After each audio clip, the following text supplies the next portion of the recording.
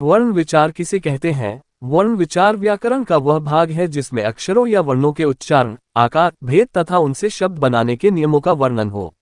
वर्ण किसे कहते हैं? भाषा की मूल ध्वनि और मूल ध्वनि के प्रतीक स्वरूप अंकित चिन्हों को वर्ण कहा जाता है। वर्णमाला किसे कहते हैं? वर्णों के समुदाय को वर्णमाला कहते हैं। हिंदी में देवनागरी लिपि के मूल 47 वर्ण है। आधुनिक हिंदी वर्णमाला में कुल 52 वर्ण है। वर्ण के कितने भेद हैं? वर्ण के 2 भेद है। पहला स्वर वर्ण, दूसरा व्यंजन वर्ण। स्वर वर्ण किसे कहते हैं? जो अक्षर बिना किसी दूसरे अक्षर की सहायता के स्वयं अपने से बोले जाते हैं उसे स्वर वर्ण कहते हैं।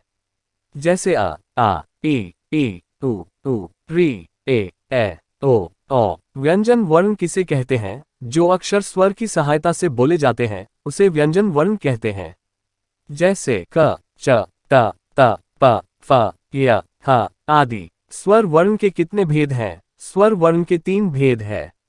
पहला ह्रस्व स्वर, दूसरा दीर्घ स्वर, तीसरा प्लुत स्वर। ह्रस्व स्वर किसे कहते हैं? जिन स्वरों के उच्चारण में एक मात्रा का समय लगे उसे ह्रस्व स्वर कहते हैं। जैसे आ, ई, उ, री। दीर्घ स्वर किसे कहते हैं? जिन स्वरों के उच्चारण में 2 मात्रा का समय लगे उसे दीर्घ स्वर कहते हैं। जैसे आ, ई, उ। प्लुत स्वर किसे कहते हैं? जिन स्वरों के उच्चारण में 3 मात्रा का समय लगे उसे प्लुत स्वर कहते हैं। जैसे हे राम, हे प्रभु, हे भगवान।